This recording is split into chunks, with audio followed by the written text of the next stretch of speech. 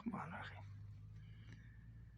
Yine bizim kışki bu ak meskede yani bu. Bu ak meske yine bu da ak meske yine. Bir ülke diye kancalıkımız bu.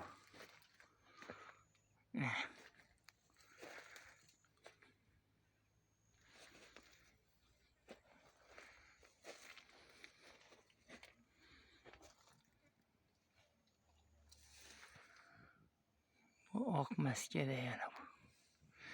Bu tarafımız Tayyip'e kışki üzüm Tayyip'e. Tayyip'e. Tayyip'e üzüm de yani bu yine. Üzümlerimiz pişti Xuda kalasa.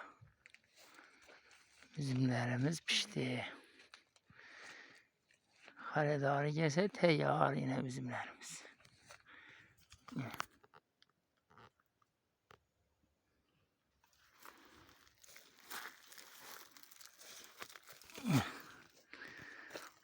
Mama durga yerinde tazalap artıp yapraklarını alıp güyaşa gösteribdi. Kızarıp pişse mazalı boladı. Yine üzüm. Yine üzüm. Mama ikimiz terbiyeledik buna. Xaridar yer bolsun. Yaxşı bolsun. Hasılı yaxşı, Xudoga şükür. Hasılı yaxşı. Yine. Üzümlerimiz büyük ki. Yine.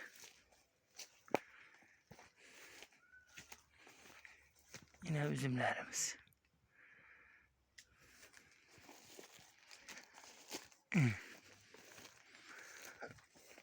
Üzümlerimiz.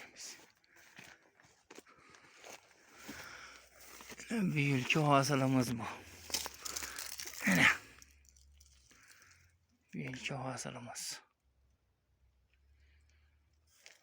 Yine üzümlerimiz. Yine.